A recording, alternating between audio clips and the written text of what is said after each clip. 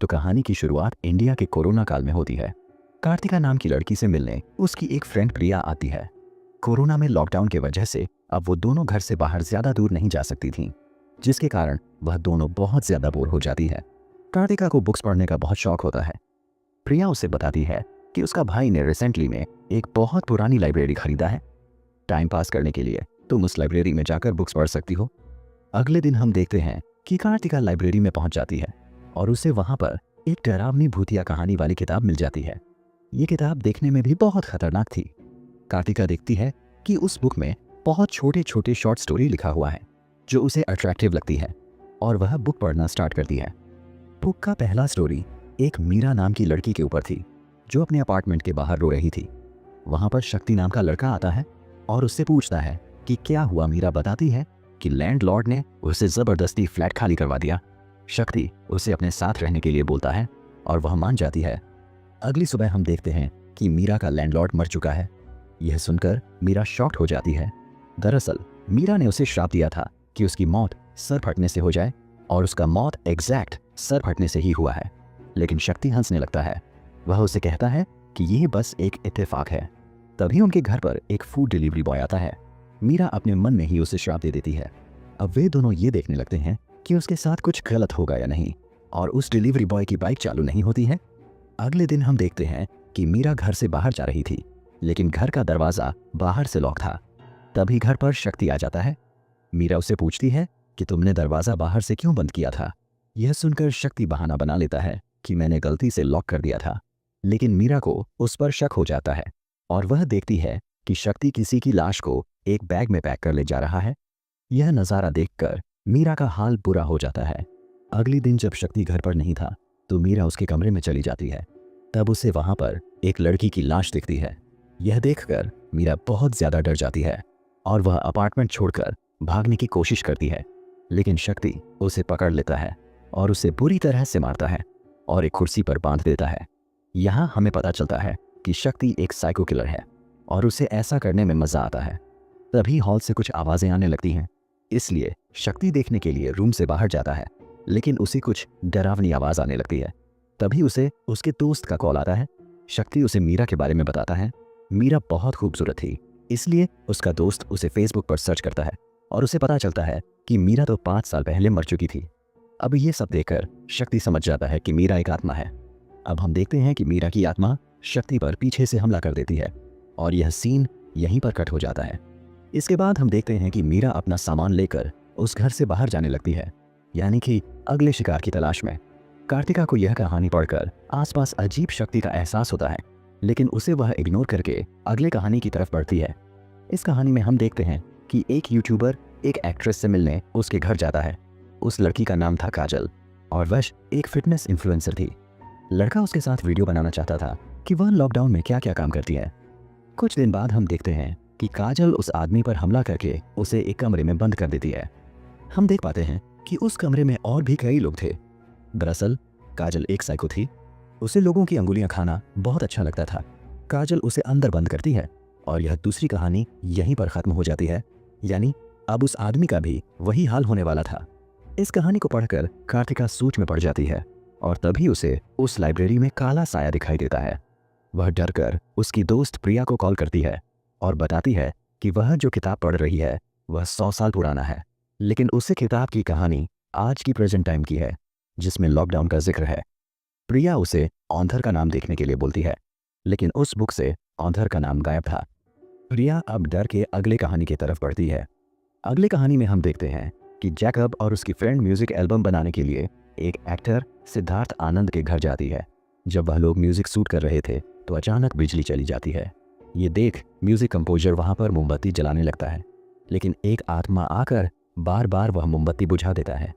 अब music composer अंदर जाता है और हम देखते हैं कि हॉल में एक लड़की, एक बौना आदमी, चाय वाला, पंजाबी, किन्नर और वही लड़की दिखाई देती है। यह देखकर जैकब और उसकी फ्रेंड डरकर वहां से भाग जाते हैं।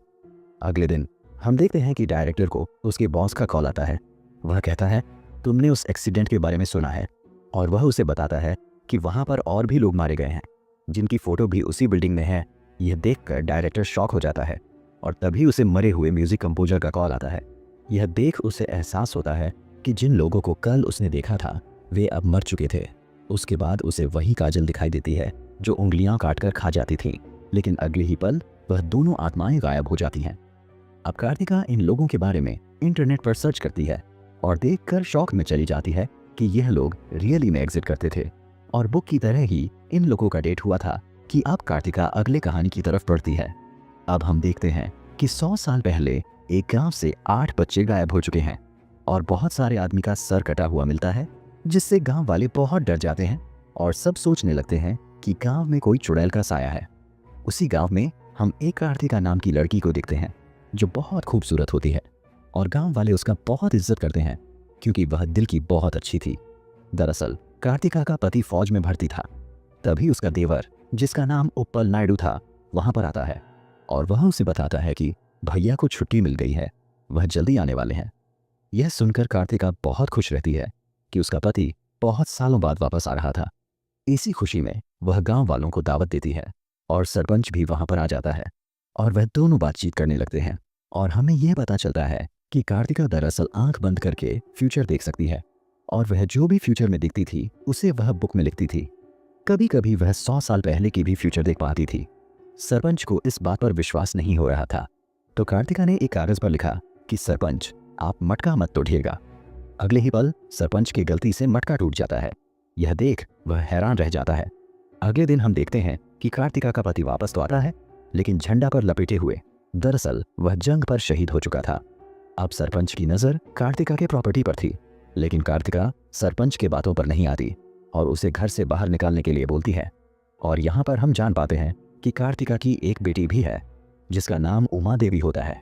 जब सरपंच वहाँ से जाने लगता है तब हम एक नौकर को देखते हैं जो इस घर में काम करता था।